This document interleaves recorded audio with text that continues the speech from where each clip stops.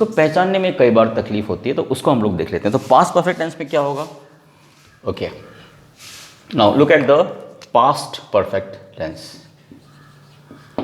As I had already said, any action which is completed in present time, that is present perfect tense. Now any action which is completed in past time,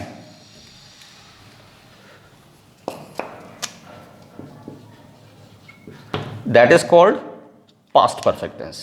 Fine. Now past perfect tense को अभी जो board में लिखा है उसके हिसाब से पहले समझ लो सीधे सीधे. अगर है जो है इसको आप था कर दो तो भी पास्ट परफेक्ट हो जाएगा. जैसे ट्रेन जा चुकी थी, हमको समझ में आ गया था, वो सो चुकी थी, मैंने उसको देखा था, किया था, मतलब कुछ भी किया था. जैसे उसने एक पत्र लिखा था, या वो गिर गई थी, कुछ भी की थी, किए थे, कर चुके थे, इस तरह का सेंस आएगा तो पास्ट परफेक्ट टेंस होगा. और स्ट्रक्चर वाइज अगर आप देखें तो आप ये दोनों जगह हैड लगा देंगे, यानी इसमें कॉम्बिनेशन वाला प्रॉब्लम नहीं है, सभी के साथ आपको हैड लगाना है. सॉरी, क्योंकि हैज़ एंड हैव का सॉरी क्योंकि हैज़ एंड हैव का सेकेंड फॉर्म हैड होता है. फाइन. नाउ या पास्ट फॉर्म हैड होता है. तो इस तरह से हम लोग पास्ट परफेक्ट टेंस को बनाते हैं. अब पास्ट परफेक्ट टेंस का सिंपल एक एग्जांपल लेते हैं. जैसे कि आप बोलो कि हमने 2 दिन पहले कंटिन्यूस टेंसेस पढ़ा था, तो आप इसको ऐसा बोलोगे, We had studied continuous tenses 2 days before, right? Okay. Prime minister ने सभी चीफ मिनिस्टर्स की मीटिंग ली थी. The prime minister had conduct यानी लेना या उसको आयोजित करना. The prime minister had conducted the meeting for all the chief ministers. मैंने एक पत्र लिखा था. I had written a letter. Train जा चुकी थी. The train had gone. Okay. डाकू भाग चुके थे. Robbers had escaped. वह गिर गया था. He had fallen down. Okay. तो इस तरह से हम लोग पास्ट परफेक्ट टेंस का यूज़ करते हैं. अच्छा, पास्ट परफेक्ट को और अच्छे समझने के लिए, इसका कन्फ्यूजन आपका हो सकता है सिंपल पास्ट के साथ. तो पास्ट परफेक्ट को और अच्छे समझने के लिए आप ऐसा समझिए कि ये पास्ट ऑफ द पास्ट होता है. Past of the past. Past of the past मतलब होता है एक एक्शन हुआ, उसके पहले भी कोई एक्शन हो गया था. इस तरह के सेंस के लिए जनरली हम लोग पास्ट परफेक्ट टेंस का यूज़ करते हैं. फॉर एग्जाम्पल, एक एग्जाम्पल मैं आपको देता हूँ. आप सचिन तेंदुलकर को सब लोग जानते हैं, धोनी को सब लोग जानते हैं. मान लिया एक पार्टी हो रही थी. उस पार्टी में जो सचिन तेंदुलकर है वो 9 बजे आया और वो 10 बजे चला गया. ओके. अच्छा, जो धोनी था वो रात को 11 बजे पार्टी में आया. तो क्या हुआ, इसका सेंटेंस कैसे बनेगा? जब धोनी आया उसके पहले सचिन चला गया था. तो धोनी का भी आना है और सचिन का जाना है. तो सचिन का जाना जो है धोनी के आने के पहले हो गया. ठीक है. तो एक एक्शन जो किसी एक्शन के पहले हो गया उसको हम लोग पास्ट परफेक्ट में मानते हैं. तो जब धोनी आया सचिन जा चुका था. तो वैन धोनी केम, वो धोनी आया वो सिंपल पास्ट है. तो when Dhoni came Sachin had gone, या Sachin had gone back. Right. तो इस तरह से हम लोग पास्ट परफेक्ट को ऐसे भी याद रख सकते हो कि पास्ट परफेक्ट मतलब पास्ट ऑफ द पास्ट.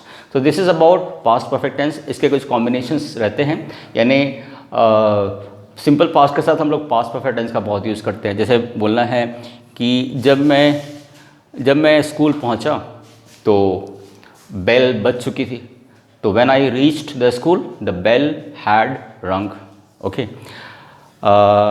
जब फायर ब्रिगेड आया तो घर जल चुका था. तो when the fire brigade came the house had burnt down.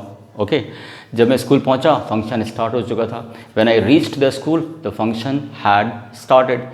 तो इस तरह से कोई काम जो पहले हो चुका था उसके लिए हम लोग पास्ट परफेक्ट टेंस का यूज़ करते हैं. तो ये हैड एंड थर्ड फॉर्म आप लोग याद रखिए. Now will study the next tense, that is future perfect tense. केवल टाइम का डिफरेंस हो रहा है और बाकी स्ट्रक्चर में थोड़ा सा डिफरेंस होता है. Any action which is completed in future time. अगर कोई एक्शन फ्यूचर टाइम में कंप्लीट हुआ है, अगर आप ये दिखाना चाह रहे हो तो फ्यूचर परफेक्ट टेंस होगा. यानी अब देखिए इसमें प्रेजेंट परफेक्ट टेंस में क्या आया था, कुछ कर चुका है. पास्ट परफेक्ट में क्या आया, कुछ कर चुका था।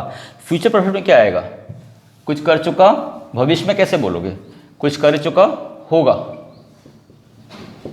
या कुछ कर चुकी होगी। हम लोग ऐसा ना बोल के ना डायरेक्टली बोल देते हैं किया होगा, वो सो गया होगा, है ना, किया होगा, की होगी। इस तरह से आपकी एंडिंग जनरली हिंदी सेंटेंस में रहता है। हिंदी से इंग्लिश को सीखने में थोड़ा कन्फ्यूजन्स होते हैं, लेकिन आप एक सपोर्ट के रूप में हिंदी का यूज़ कर सकते हैं। तो जैसे अभी लॉकडाउन चल रहा है, अगर हम बोलें कि लॉकडाउन खुल चुका होगा 3 मई तक, 3 मई फ्यूचर का टाइम है, तो ये फ्यूचर की बात हो गई, है ना। हालांकि लॉकडाउन 3 मई को खुल गया होगा, ये एक इसी का पैसिव वॉइस का सेंटेंस है। तो हम लोग एग्जांपल थोड़ा सिंपल वाला लेते हैं, लेकिन सबसे पहले ये देखते हैं स्ट्रक्चर। तो ये दो फ्यूचर टेंस जो है किससे रिप्रेजेंट होता है? विल और शैल से। तो इनके बीच में आप क्या करो? विल एंड शैल लगा दो, ठीक है। तो ये फ्यूचर टाइम रिप्रेजेंट हो जाएगा। लेकिन एक बहुत इंपॉर्टेंट बात, विल शैल एक मॉडल वर्ब है, और मॉडल वर्ब का एक रूल होता है कि उसके बाद वर्ब का फर्स्ट फॉर्म आना चाहिए हमेशा। अब देखिए यहाँ पे विल एंड शैल के पास सीधे क्या हो गया है? वर्ब का थर्ड फॉर्म आ गया है। तो आपको यहाँ पे एक्चुअली एक वर्ब का फर्स्ट फॉर्म होना जरूरी है। तो एक हेल्पिंग अब यूज़ करते हैं। आपने देखा था प्रेजेंट परफेक्ट टेंस में हमने has and have third form use किया है। तो विल और शैल के बाद हैव लगाया जा सकता है, राइट।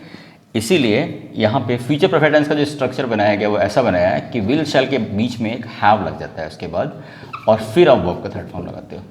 तो ये आपको क्वेश्चन आएगा कि हैव क्यों लगा? तो हैव बिकॉज विल शैल का एक बेसिक रूल है कि विल शैल के बाद वर्ब फर्स्ट होना चाहिए। तो प्रेजेंट परफेक्ट का जो हैव थर्ड फॉर्म है उसको यहाँ पे जोड़ने से फ्यूचर परफेक्ट बनता है। नाउ जैसे बोलना है, हम लोग इस हफ्ते के अंदर सारे टेंसेस पढ़ चुके होंगे। सपोज मुझे ये एग्जांपल देना है, तो मैं ऐसे बोलूँगा कि we will have completed all the tenses within this week, right? We will have completed all the tenses within this week.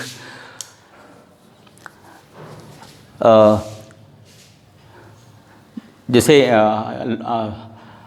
Prime minister ने लॉकडाउन अगले 1 महीने के लिए बढ़ा दिया होगा 3 मई को, यानी 3 मई को प्राइम मिनिस्टर ने लॉकडाउन 1 महीने के लिए बढ़ा दिया होगा। अगर ऐसा मुझे बोलना है तो बोलूँगा the prime minister will have extended the lockdown for another month, right.